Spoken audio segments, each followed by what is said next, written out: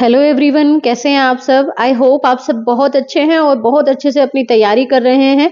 मैं सोनिया सहरावत स्वागत करती हूं आपका अपने यूट्यूब चैनल सहरावत क्लासेस में। सो बच्चों, हम एक प्रैक्टिस सेट लेकर आए हैं जिसके हम कुछ क्वेश्चंस आज के सेशन में डिस्कस करेंगे। इससे आप अपना प्रिपरेशन लेवल चेक कर पाओगे कि आपकी प्रिपरेशन किस लेवल की है और कितना आपको पढ़ने की नीड है। So let's start.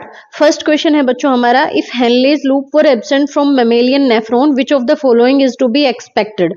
अगर मैमेलियन नेफ्रॉन में से क्या कर दिया जाए, हेनले लूप जो है, नेफ्रॉन की स्ट्रक्चर आप जानते हो, यहाँ पर एक बोमेंस कैप्सूल होता है जिसमें यहाँ पर ग्लोमेरुलस होती है और इफेरेंट आर्टेरियोल और यहाँ से फिर बोमेंस कैप्सूल से पीसीटी होता है, proximal convoluted tubule.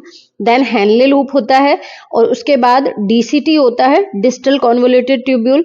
After that collecting duct होती है। सो ये हेनले लूप जो है, अगर इनको हटा दिया जाए मैमेलियन नेफ्रॉन में से तो क्या एक्सपेक्ट किया जा सकता है। ऑप्शंस हमारे पास है, urine will be more concentrated, urine will be more dilute, there will be no urine formation, there will be hardly any change in the quality.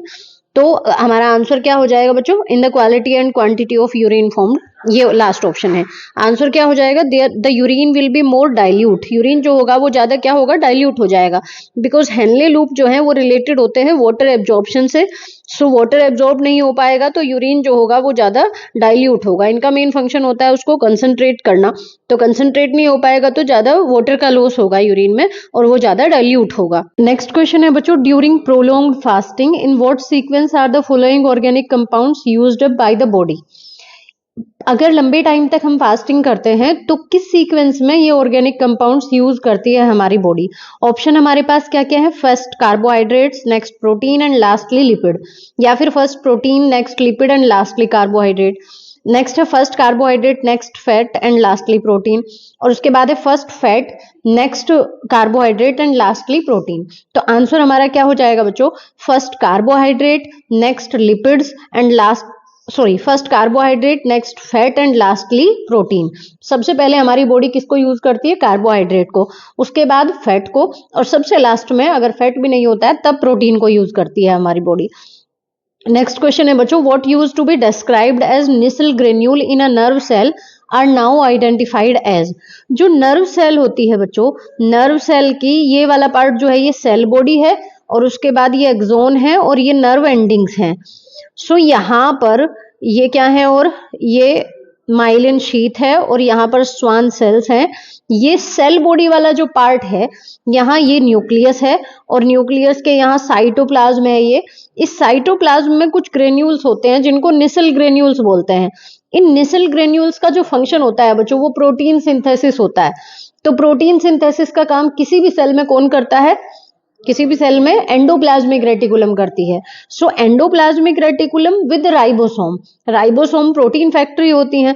तो यहाँ पर अगर एंडोप्लाज्मिक रेटिकुलम भी ऑप्शन होता तो हमारा आंसर वो हो जाता, बट यहाँ पर केवल राइबोसोम ऑप्शन है तो आंसर हमारा ये हो जाएगा ribosomes. Ribosomes with endoplasmic reticulum होती हैं ये, क्योंकि ये प्रोटीन सिंथेसिस का काम कर रही हैं, निसल ग्रेन्यूल्स।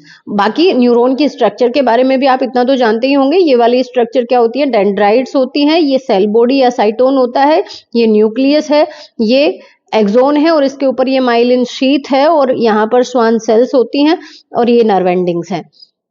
नेक्स्ट क्वेश्चन हमारा है बच्चों, genes for cytoplasmic male sterility in plants are generally located in. Plants में एक जीन्स होती है साइटोप्लाज्मिक मेल स्टेरिलिटी के लिए रेस्पॉन्सिबल होती हैं। जो साइटोप्लाज्मिक मेल स्टेरिलिटी का मीनिंग क्या है बच्चों, male sterility means viable pollen grain का ना प्रोड्यूस कर पाना। अगर कोई प्लांट वायबल पोलन ग्रेन नहीं प्रोड्यूस कर पा रहा है, पूछा क्या है कि ये वाली जीन्स जो होती है वो कहाँ लोकेटेड होती है, न्यूक्लियर जीनोम में या साइटोसोल में या फिर क्लोरोप्लास्ट के जीनोम में या माइटोकॉन्ड्रियल जीनोम में। सो आंसर यहाँ हो जाएगा माइटोकॉन्ड्रियल जीनोम में। जो माइटोकॉन्ड्रिया होता है बच्चों वो किससे मिलता है, माइटोकॉन्ड्रिया मिलता है फीमेल से, फीमेल के एग से। तो उसके जीनोम में ऐसी जीन्स होती हैं जो मेल स्टेरिलिटी के लिए रेस्पॉन्सिबल होती हैं। तो साइटोप्लाज्मिक मेल स्टेरिलिटी क्यों कह रहे हैं इसको, क्योंकि ये न्यूक्लियर जीनोम में नहीं होती जीन्स, ये कहाँ होती है, माइटोकॉन्ड्रिया के में भी डीएनए होता है ना, उस डीएनए में उस का पार्ट होती है ये जीन्स, जिसकी वजह से प्लांट जो होता है वो वायबल पोलन ग्रेन नहीं प्रोड्यूस कर पाता। नेक्स्ट है बच्चों, और मैटरनली इनहेरिटेड होती हैं, मींस मदर मदर पेरेंट या मैटरनल पेरेंट से के प्लांट के जो मैटरनल पेरेंट है उससे आती है, क्योंकि माइटोकॉन्ड्रिया उसी का जाता है एंजियोस्पर्म में। नेक्स्ट है बच्चों, the apical meristem of the root is present. जो एपिकल मेरिस्टेम है रूट की वो किस में प्रेजेंट होती है? एपिकल मेरिस्टेम, प्लांट में दो तरह के टिश्यू होते हैं, एक मेरिस्टेमेटिक और एक परमानेंट। मेरिस्टेमेटिक जो होल लाइफ डिवाइड करते रहते हैं, और परमानेंट जो एक टाइम के बाद डिवाइड करना बंद कर देते हैं, डिफरेंशिएट होके कोई पर्टिकुलर फंक्शन और स्ट्रक्चर ले लेते हैं। और जो मेरिस्टेमेटिक टिश्यू है वो अपनी लोकेशन के बेसिस पर तीन तरह के होते हैं, एपिकल, लेटरल और इंटरकैलरी। तो बात कर रहे हैं कि एपिकल जो होती है वो कहाँ, एपिकल जो होता है बच्चों टिप पे प्रेजेंट होता है, सूट की भी और रूट की भी। तो इन्होंने पूछा है कि केवल एडवेंसियस रूट्स की में होता है या फिर सारी रूट्स में होता है ये, या केवल रेडिकल्स में होता है या फिर टैप रूट्स में होता है। तो आंसर हो जाएगा इन ऑल द रूट्स। कोई भी रूट हो, सभी रूट्स में टिप पर ये टिश्यू प्रेजेंट होता है, एपिकल मेरिस्टेम। नेक्स्ट क्वेश्चन है बच्चों, diffuse porous woods are characteristics of plant growing in. Diffuse porous woods किन प्लांट्स का कैरेक्टरिस्टिक फीचर है? ऑप्शंस हमारे पास क्या क्या है? Temperate climate, tropics, alpine region या कोल्ड विंटर रीजन। तो पहली बात हम करें पोरस वुड्स की, तो दो तरह की वुड होती हैं बच्चों, on the basis of presence of vessels.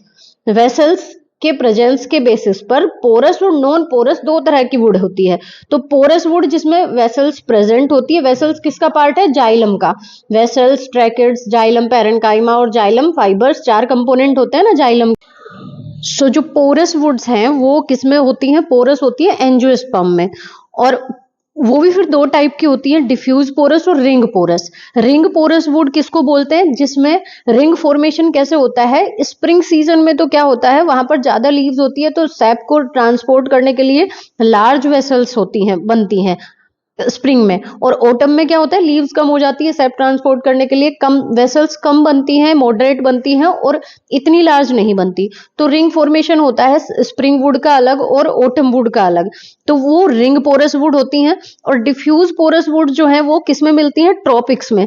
Because temperate में तो क्या है, स्प्रिंग और ऑटम सीजन का डिफरेंशिएशन है, यहाँ पर ऑलमोस्ट यूनिफॉर्म क्लाइमेट है, तो यहाँ पर ट्रॉपिक्स में इस तरह की वुड फॉर्मेशन रिंग पोरस नहीं बनते। यहाँ पर यूनिफॉर्मली एक ही जैसे वेसल्स बनते हैं, ऑल वेदर में, सारी कंडीशन में यहाँ वेसल्स एक जैसे बनेंगे, इसको बोलेंगे डिफ्यूज पोरस वुड्स।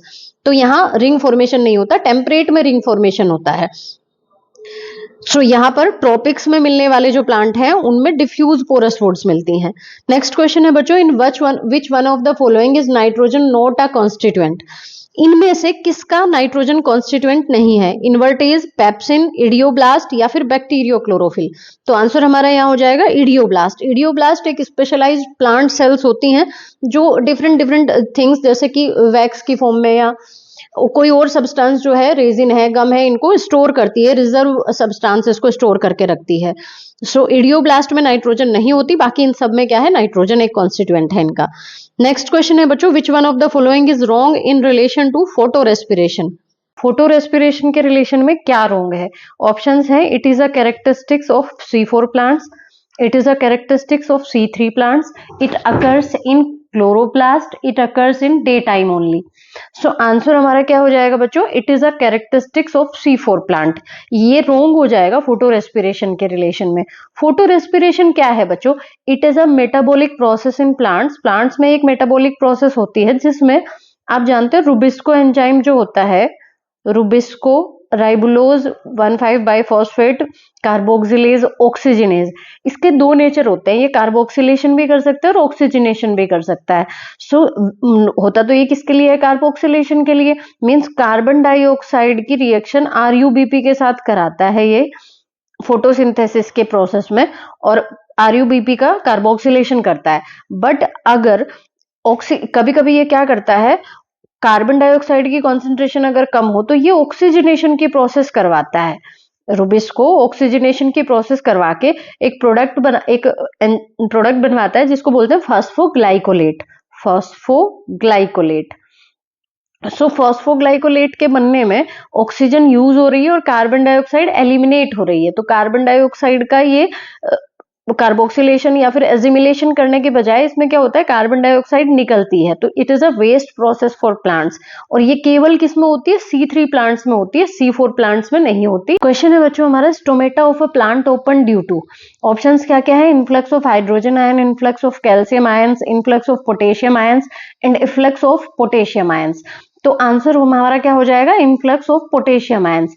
होता क्या है बच्चों, ये स्टोमेटा है हमारे, तो स्टोमेटा में पोटेशियम आयंस का इन्फ्लक्स होता है, मींस पोटेशियम आयन अंदर जाते हैं। जब पोटेशियम आयन अंदर जाएंगे तो वो यहाँ पर जो ऑस्मोटिक प्रेशर है वो क्या होगा, इंक्रीज होगा, और ऑस्मोटिक प्रेशर इंक्रीज होगा तो जो बाहर एपिडर्मल सेल्स हैं यहाँ पर वाटर की कंसंट्रेशन इनकी कंपैरिजन में ज्यादा होगी और यहाँ वाटर की कंसंट्रेशन कम हो जाएगी और आयंस ज्यादा हो जाएंगे। तो इससे क्या होगा, एक ग्रेडियंट क्रिएट होगा और वाटर जो है वो एंटर करेगा इन गार्ड सेल में। ये क्या है, गार्ड सेल्स स्टोमेटा में। जब इनमें पानी एंटर करेगा तो ये क्या हो जाएंगे, स्वेल अप हो जाएंगे, फूल जाएंगे और स्टोमेटा क्या हो जाएंगे, ओपन हो जाएंगे।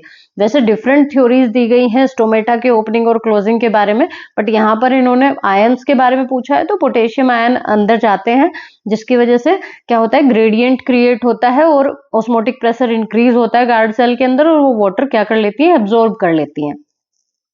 नेक्स्ट है बच्चों, stomata of CAM plants. CAM means crassulacean acid metabolism. ये कौन से प्लांट्स होते हैं बच्चों, और इनके स्टोमेटा के बारे में पूछा गया है।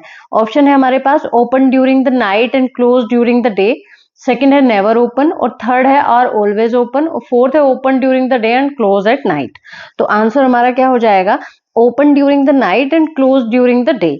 इन प्लांट्स के स्टोमेटा, ये एक्चुअली कैसे प्लांट्स होते हैं जो ड्राई एरिड कंडीशन में ग्रो करते हैं, जहां पर इनके पास पानी कम है, तो ये अपने स्टोमेटा दिन में तो बंद रखते हैं बिकॉज दिन में टेम्परेचर हाई होता है, जिसकी वजह से क्या होगा, स्टोमेटा से वाटर वेपर की फॉर्म में ट्रांसपिरेशन की प्रोसेस में लॉस होगा। तो उस ट्रांसपिरेशन की प्रोसेस को दिन में रोकने के लिए, पानी का लॉस कम करने के लिए अपनी बॉडी से, ये क्या करते हैं, ये स्टोमेटा को दिन में बंद कर लेते हैं। अब बात आती है, स्टोमेटा बंद कर लिए बट फोटोसिंथेसिस के लिए क्या चाहिए, कार्बन डाइऑक्साइड चाहिए।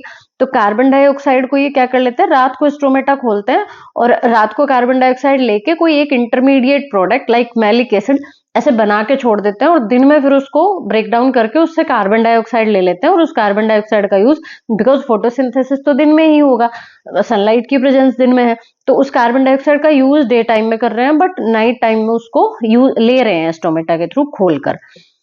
ये किस लिए करते हैं ऐसा, अपना वाटर लॉस को क्या करने के लिए, कम करने के लिए।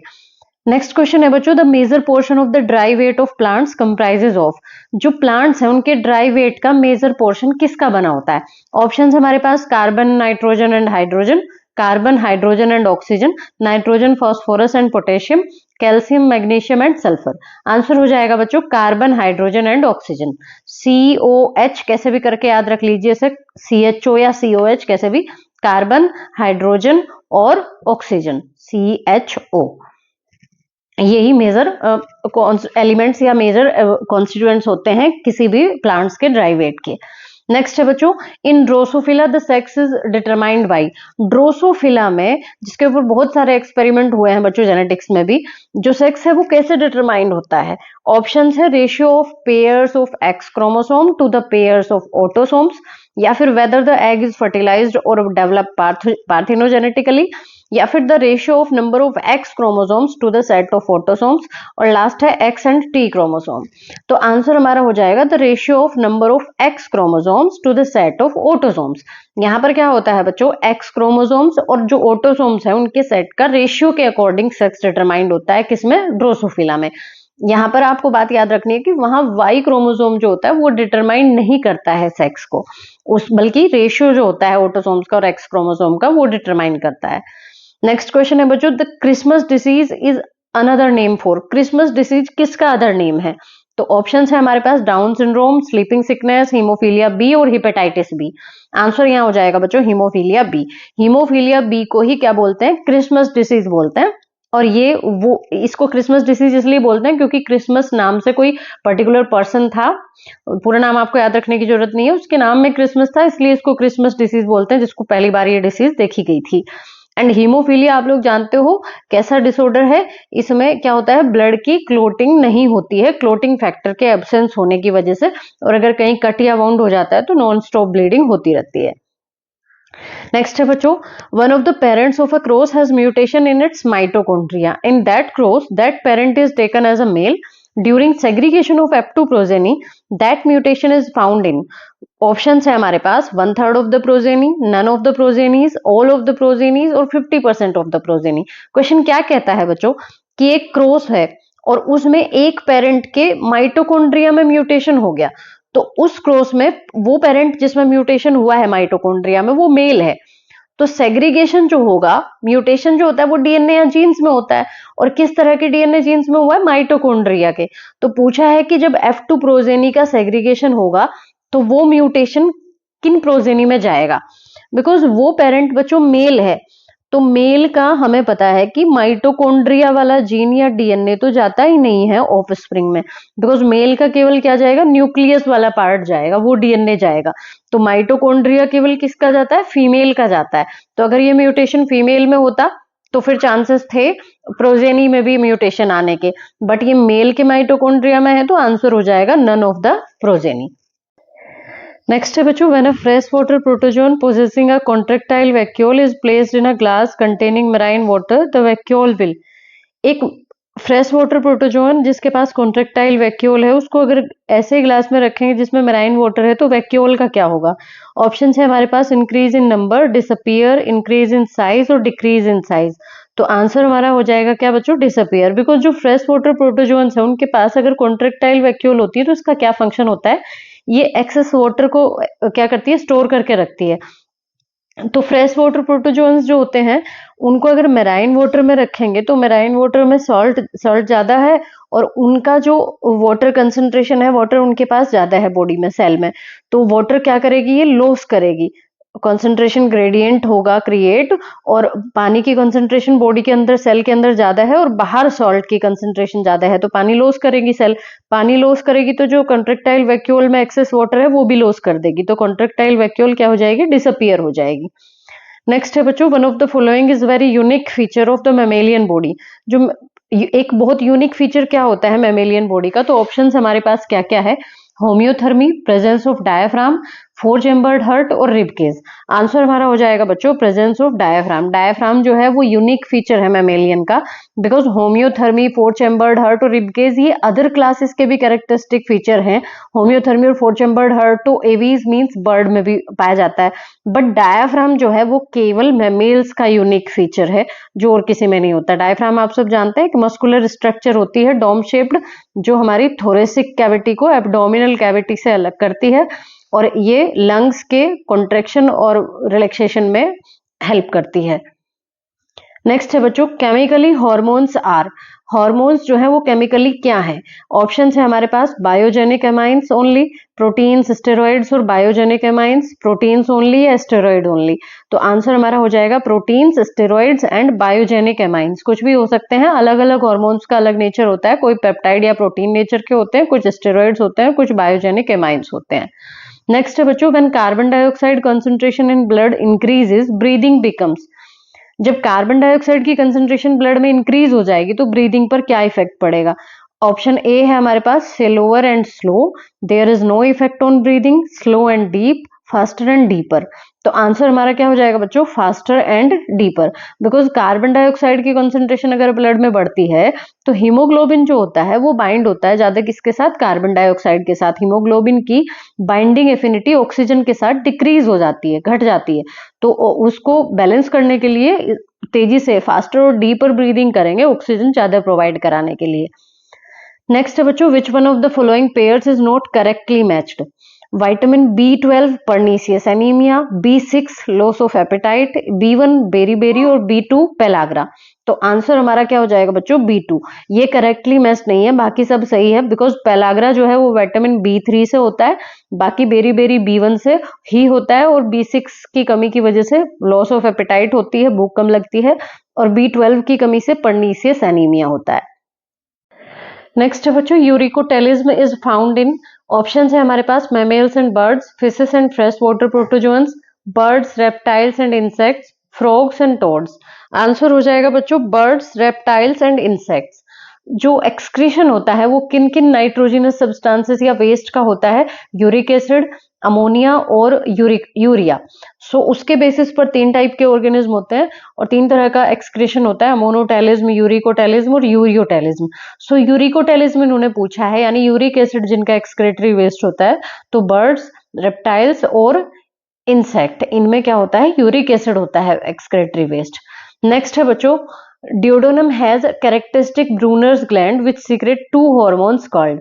जो ड्यूडेनम हमारी स्मॉल इंटेस्टाइन का पार्ट है, इसमें ब्रूनर्स ग्लैंड होती है, वो 2 हार्मोन सीक्रेट करती है। ऑप्शंस हमारे पास क्या क्या है?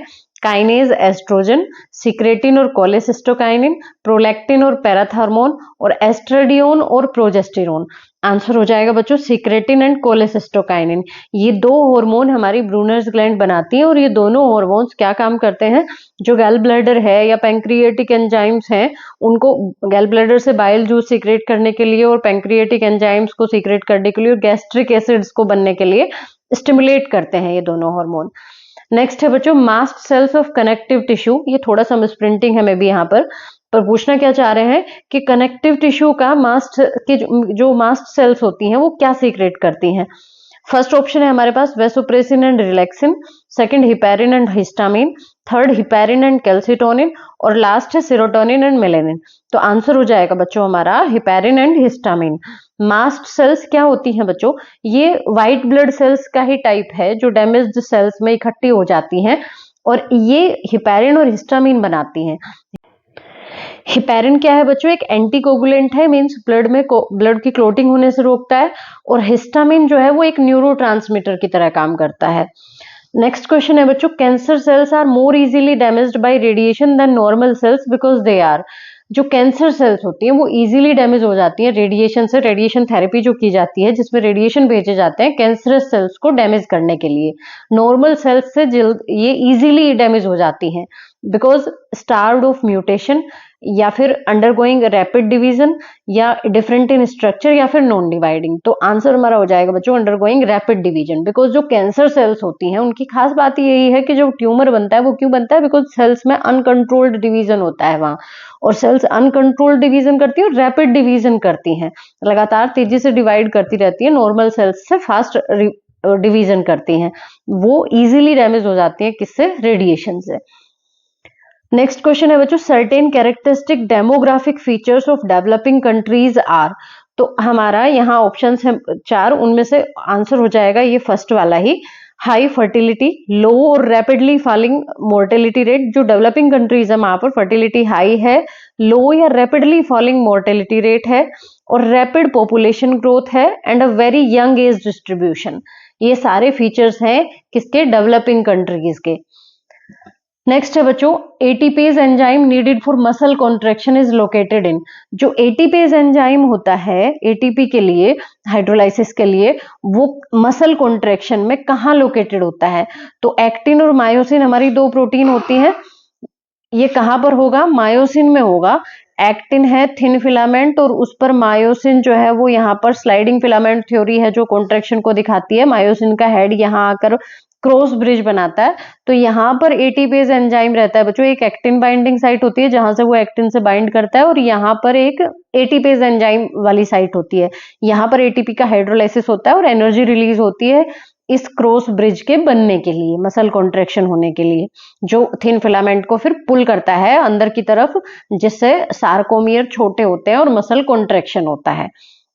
नेक्स्ट है बच्चों which one of the following is not correctly matched.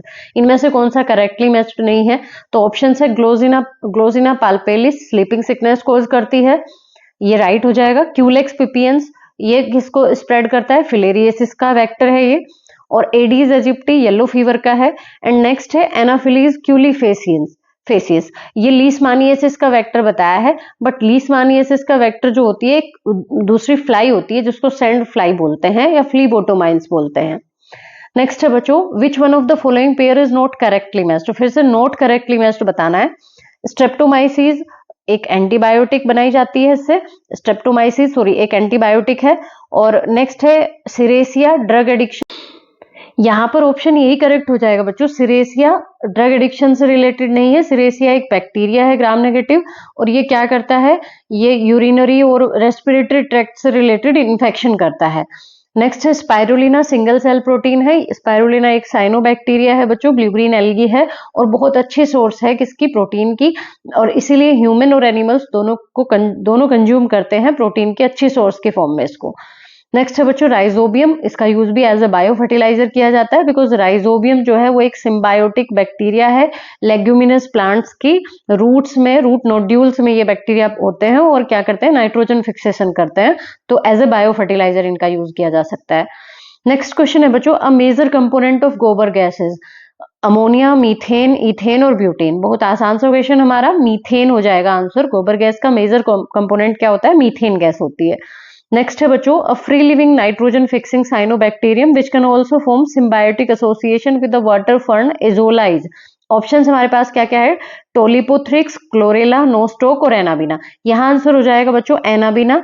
Anabaena एक free living nitrogen fixing cyanobacterium है, मींस ब्लू ग्रीन एल्गी है, वैसे फ्री लिविंग है बट सिम्बायोटिक एसोसिएशन कर सकती है वाटर फर्न एजोला के साथ, और नाइट्रोजन फिक्सिंग है एक साइनोबैक्टीरिया ये।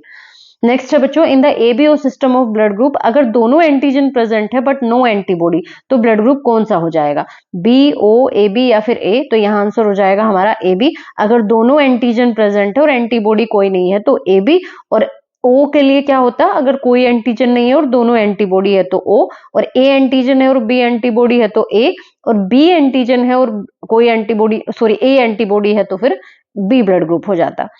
नेक्स्ट है बच्चों, which one of the following pairs correctly matches a hormone with a disease resulting from its deficiency. इनमें से कौन सा हार्मोन करेक्टली मैच है विद द डिसीज, तो फर्स्ट है ल्यूटिनाइजिंग हार्मोन। अच्छा, इनमें पूछा है कौन सा करेक्टली मैच करता है, तो luteinising hormone failure of ovulation, insulin diabetes insipidus, thyroxine tetany और parathyroid hormone diabetes mellitus. So यहाँ आंसर हो जाएगा हमारा luteinising hormone failure of ovulation, क्योंकि एलएच जो होता है वो ओव्यूलेशन कराता है 14th डे मेंस्ट्रुअल साइकिल के, जो ग्राफियन फॉलिकल है उससे एग रिलीज करवाता है। इंसुलिन डायबिटीज मेलिटस करता है, ना कि डायबिटीज इंसिपिडस। और थायरोक्सिन जो है वो मेटाबॉलिक डिसऑर्डर करवाता है, बिकॉज ये देखता है मेटाबॉलिज्म को प्रोटीन, फैट और कार्बोहाइड्रेट के। और parathyroid hormone calcium level decrease हो जाता है या डिसबैलेंस हो जाता है ब्लड में पैराथायराइड हार्मोन की डेफिशिएंसी से। सो आंसर हो जाएगा luteinizing hormone failure of ovulation. So बच्चों आज के इस सेशन में इतना ही, मिलते हैं नेक्स्ट वीडियो में नए टॉपिक्स और कुछ नए क्वेश्चन के साथ। तब तक के लिए पढ़ते रहिए। Thank you for watching.